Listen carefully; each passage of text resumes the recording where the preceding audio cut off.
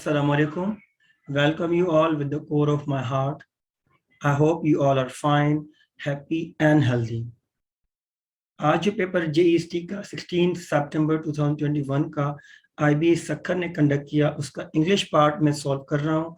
आज हम उनके क्वेश्चंस पेपर के उसके आंसर्स और एक्सप्लेनेशन डिस्कस करेंगे।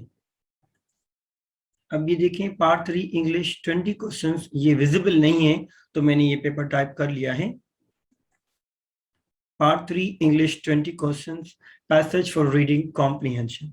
इससे पहले कि हम ये पैसेज स्टार्ट करें, डिस्कस करें, ये पैसेज जो है मैट्रिक क्लास की जो इंग्लिश की बुक है उसमें एक लेसन है द वाइज कैलिफ, उसमें से ये पैसेज सेलेक्ट किया गया है।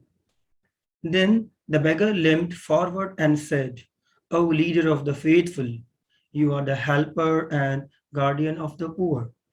You are a wise and just caliph. Have pity on me and save me from the cruelty and injustice of this rich man. I can swear that this horse belongs to me. You must be thinking, like everybody else in this court, how a beggar like me can afford to buy and keep such a fine horse. It is because of this horse that I am in rags. Whatever money I had, I spent on this horse. This morning, as I was coming to the city on my horse, I noticed this man walking along the road. When I came close to him, he stopped me and requested to lend him my horse, for he was in a great hurry to reach the city. Of course, I could not lend my horse to a complete stranger, could I? Instead, I let him ride my horse while I sat behind him. As we reached the city gate, he asked me to get down and leave the horse to him. Such a fine horse should not belong to a beggar, he said. Now be off and don't you mention it to anyone. And even if you do, nobody is going to believe you. Now, sir, I beg you to save me from this robber and restore to me what is my own. अभी एक पूरी discussion चल रही है rich man और जो ये बेगर है उसके बारे में ये डिस्कशन हो रही पूरी, और ये मामला जो था वो कैलिफ के पास दिया गया। तो ये डिस्कशन, ये पूरी इस पैराग्राफ में जो भी ये डिस्कशन चल रही है वो यहाँ पे डिस्कस हुई है। अब हम क्वेश्चन स्टार्ट कर रहे हैं। Answer the following first 31 to 35 questions from the above passage you have just read. 31 question. The passage you have gone through contains a talk about a claim to a horse by Desh. A. The well-dressed man who appeared to be a well-to-do, respectable citizen. B. A cheat and lawyer. C. A Bedouin. D. A vagabond. अब वो कौन था? अब जो हमने passage पढ़ा है इसमें टॉप जो है, जो क्लेम कर रहा है, जो दावा कर रहा है कि हॉर्स मेरा है, वो कौन है? ए, बी, सी और डी। अब बिडोइन तो नहीं हो सकता, Bedouin basically these are nomadic Arab tribe, और हम वेगाबॉन्ड कहते हैं a wanderer, a person who wanders from one place to place another place without a home और जॉब। तो क्या आंसर है? Answer B is correct, a cheat and liar, क्योंकि वो झूठ बोल रहा था, धोखा दे रहा था, इल्जाम लगा रहा था, क्लेम कर रहा था कि ये हॉर्स मेरा है। So B option is correct. Number 32, the beggar was Dish. A. Wounded. B. Blind. C. Ill. D. Lame. अब ये जो पैराग्राफ हमने पढ़ा इसमें क्या मेंशन है कि वो बेसिकली क्या था? A. Wounded. B. Blind. C. Ill. D. Lame. Which option is correct? D option. Beggar was lame. He was unable to walk. Number 33, the underlined word like used twice in the passage has been used as dish. A, a verb. B, an adverb. C, a preposition. D, a conjunction. अब ये 33 question है, हमें बताना है कि which part of speech it is like. Like जो यहाँ पे यूज हुआ है, आप पैसेज देख सकते हैं, यहाँ पर यूज हुआ है, लाइन नंबर 4 में भी यूज हुआ है, उसके बाद लाइन नंबर 5 में यूज है like me can afford or like everybody else. तो what part of speech it is, which part of speech it is, कौन सा पार्ट ऑफ स्पीच है हमें बताना है. So it is question number 33. C is correct. It shows a position, so it is a preposition. C option is correct. 34 question. The underlined phrase in rags means dash. A, in dirty clothes.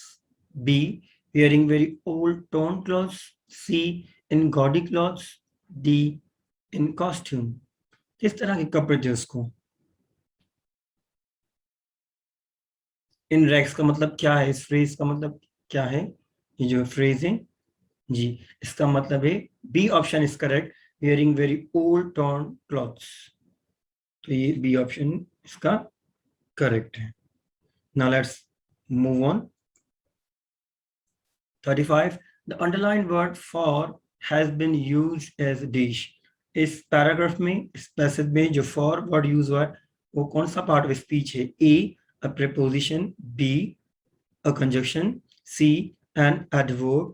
D, an interjection. Which option is correct? अब हम देखते हैं for कैसे use हुआ है, तो आपको ये मालूम हो जाएगा ये क्या है. इस पैराग्राफ में आप देखें for यूज हुआ है. ओके, सो ये for क्या है. 34 number question. 35. 35B is correct. A conjunction. Conjunction जो है बेसिकली वो लिंकिंग वर्ड, ज्वाइनिंग वर्ड और कनेक्टिंग वर्ड है. ये कनेक्ट करता है सेंटेंसेस को और क्लॉजेस को, तो इसको हम कंजंक्शन कहेंगे. Synonyms and antonyms. 36. अब पहले हम सिनोनिम्स डिस्कस करेंगे. 36. When there is a will there is a way. अब ये कॉमन है, जब हम अक्सर कहते हैं कि when there is a will there is a way, किसी को मोटिवेट करने के लिए भी कहते हैं ना. सो अब इनके ऑप्शंस हैं. अब इसमें ये विल क्या है, विल का कौन सा सिनोनिम है, कौन सा इनमें से ऑप्शन है जिसकी मीनिंग सिमिलर है, सेम है विल से. A, the ability to control your thoughts and actions. B, what somebody wants to happen in a particular situation. C, a legal document. C, D option is a modal verb. कौन सा option correct है इसमें से. जी, ए option is correct. हम अक्सर कहते हैं, जैसे हमने अभी मैंने डिस्कस किया विल, तो विल का यहाँ पर मकसद ये भी है कोई द एबिलिटी, आप में कोई एबिलिटी हो, अगर आप में एबिलिटी है इमोशंस, आपके थॉट्स, एक्शंस कंट्रोल करने का, अगर है एबिलिटी तो आपको आपका जो वे है, डायरेक्शन है, वो आपको गोल है, आपको इजीली आपको मिल जाएगा. If you are determined enough, you can find a way to achieve what you want even if it is very difficult. So option E is correct. Next, 37. They thought that he means Holy Prophet, peace be upon him, was against their gods and their ancestors. ये 9th class के book में है, ये जो lesson है the last sermon of the holy prophet, तो उसमें ये डिस्कस है. They thought, they means Quraish, Quraish ने सोचा कि जो हॉली प्रॉफिट है वो हमारे गॉड्स, हमारे एंसेस्टर्स के खिलाफ है.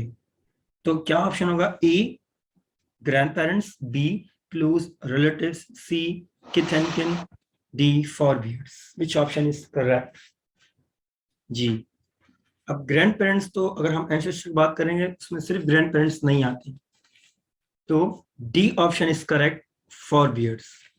अब फॉरबियर्स में आपके क्या क्या आ गए. Let's suppose I can say father, mother, grandfather, तो ये सब उसमें आ गए एंसेस्टर्स जो आपके फोर फादर्स हैं.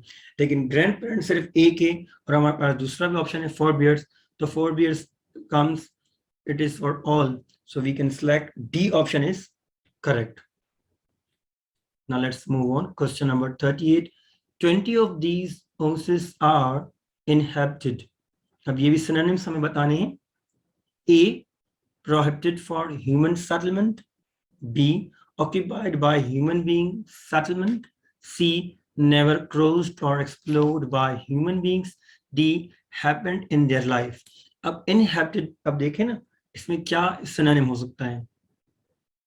20 of these houses are inhabited.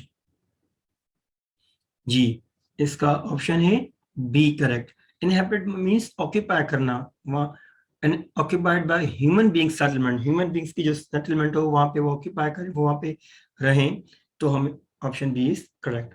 39, some of them had seen Shah Abdul Latif in person. In person का आपको सिनोनिम बताना है. अब ये भी क्लास 9 इंग्लिश की जो बुक है उसमें शाह अब्दुल लतीफ भिटाई लेसन है, उसमें से ये सिलेक्ट किया गया है सेंटेंस. इन पर्सन की आपको मीनिंग बतानी है.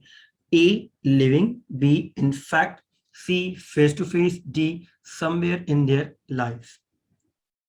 जी, C option is correct. Face to face means कुछ लोग ऐसे भी थे जो शाह लतीफ की जिंदगी में उनसे मिल चुके थे, फेस टू फेस उनकी मुलाकात हुई थी. फेस टू फेस हम कहते हैं कि मिलना, मुलाकात करना. जब हम अक्सर कहते हैं ना हम आपसे फेस टू फेस मिलेंगे, तो शाह लतीफ से कुछ लोग फेस टू फेस मिले थे. तो इन पर्सन और face to face synonyms. 40, Shah Abdul Latif was a sensitive, gentle and kind soul. अब ये भी उसी लेसन में से सिलेक्ट किया गया है, क्लास 9 की इंग्लिश बुक शाह अब्दुल लतीफ भिटाई, जो न्यू बुक है उसमें भी है. और तो we are now using now this new book, उसमें ये लेसन है. ए ऑप्शन, सोल का मतलब है पर्सन. बी, सोल का मतलब है the spiritual part of a person. C, soul का मतलब होगा a person's inner character. D का मतलब है a perfect example of a good quality. अब इस सेंटेंस को आप पढ़ें, आपको खुद मालूम होगा कि अगर हम कहते हैं शालिटी was a kind soul, soul की मीनिंग क्या होगी. 40, A option is correct, a person. vocabulary antonyms, opposite word. Number 41, you take out the tube and inflate it. Inflate it.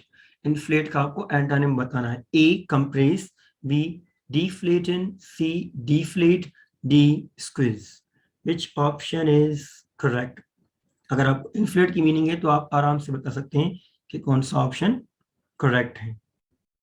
Ji, C option is correct, deflate. Deflate means fill with air or gas. तो opposite क्या होगा, deflate, C. और deflate का मतलब होगा let air or gas out of a tire, balloon or any object. Now 42, fairer is the manuscript when the reed is clipped. A option, postscript. B, oral. C, delivery. D, printed copy of something. अब इस sentence में देखिए manuscript की meaning अगर आपको आती होगी तो आप आराम से बता सकते हैं कि क्या इसका ऑपोजिट और एंटोनिम है. ओके, तो अब मैं आपको बता दूं कि मैन्यूस्क्रिप्ट है क्या पहले, तो शायद आपको इसका एंटोनिम लिखने में बताने में इजी हो. Manuscript means a book, document और a piece of music written by hand rather than type और प्रिंटेड. तो वो चीज जो हैंड रिटन हो, या हम कह सकते हैं टेक्स्ट और स्क्रिप्ट. तो इसका ऑपोजिट होगा, एंटोनिम होगा D option, printed copy of something. Now 43 question, please stop that noise. I repeat 43, please stop that noise. अब इसका A option quiet, B quit, C quiet, D quieten. Noise का opposite क्या होगा, noise means शोर होना, तो which option is correct? C is correct. अब देखें A और C सिमिलर लग रहे हैं लेकिन फर्क है. A है quiet, quiet means complete. C is quiet, quiet, quiet means खामोश. तो खामोश और शोर होना अपोजिट है. C option is correct. B तो वैसे भी क्वेट है, to end something, stop something, quite इन कोई वर्ड नहीं, तो C option is correct. 44 question, the power of a tribe depends upon the number of its manfolk. Manfolk का आपको एंटोनिम बताना है. A option women, B women folk, C ladies, D है the fair sex. Which option is correct? 44, B option is correct. Men folk का होगा opposite, women folk. 45, if you think you will lose, you are lost. अब lose का क्या होगा इसमें? A option win, B succeed, C have, D recover. 45 का option number A correct है, win. Lose and win are opposites. Use of preposition, last part of this paper, but very important. 46, These two men were holding dash them a beautiful white horse. A with, B for, C between, D among. अब इसमें कौन सा preposition use होगा? C option is correct, between. अब क्यों ये between correct है? जब हम दो नाउन्स की बात करते हैं, दो बिटवीन टू, तो दो के जब दरमियान बात हो तो हम यूज करते हैं बिटवीन. लेकिन हम दो से ज्यादा की बात करें तो उसमें हम यूज करते हैं अमंग. अब देखें, द टू मैन, मैन है टू, ठीक है, MEN भी लिखा है प्लरल में, तो टू है तो वी आर यूजिंग बिटवीन. अगर दो से ज्यादा की बात होती तो हम इसमें यूज करते among. So C option is correct. 47, they means teachers. They practice what they preach. Dash the examples of the Prophet sallallahu alaihi wasallam of God. Which preposition is correct? 47, D is correct. After they practice what they preach, after the examples of the Prophet sallallahu alaihi wasallam of God. 48, these branches were joined dash the top and bound firmly together. Option A at, B to, C option with, D option in. क्या इसका option correct? The branches were joint dash the top. A option is correct, at the top. To the top नहीं होगा, with the top उसके साथ नहीं होगा, in the top भी नहीं होगा. So A option is correct, at the top. 49, this situation goes on dash sometimes. अब हम कहते हैं कि जो सिचुएशन है वो ये और भी ज्यादा चलेगी कुछ टाइम तक. तो option number A at, option number B since, option C for, option D to. Which option is correct? For time especially we use C option, for is correct. This situation goes on for some time. For means कुछ time के लिए. To some time नहीं होगा, since भी नहीं होगा. Since तब use होता है जब हम किसी चीज की बात करें कि इतने बजे या इस टाइम पे या इस मंथ पे ये टाइम कोई एक्शन, कोई एक्टिविटी स्टार्ट हुई थी. So C option is correct, for some time. Last but not least 50, Phallica Dorothea Hemans was quick dash mind and had a fine memory. Option A at, option B in, option C by, option D to. Which option is correct? Option B is correct, in. Phallica Dorothea Hemans was quick in mind and had a fine memory. ये की है mother tongue Sindhi and this is key of mother tongue Urdu. ये आज के paper की हैं. उम्मीद है कि आज का जो पेपर ये GEST का मैंने सॉल्व किया, जो एक्सप्लेनेशन दी वो आपको समझ में आई होगी. आपके स्किल्स इम्प्रूव हो रहे हैं और आपका मुझे फीडबैक बहुत अच्छा मिल रहा है. और आप आज के पेपर का भी मुझे फीडबैक बताएं कि आपको ये पेपर कैसा लगा. Thank you very much for watching. Have a great day ahead. Take care.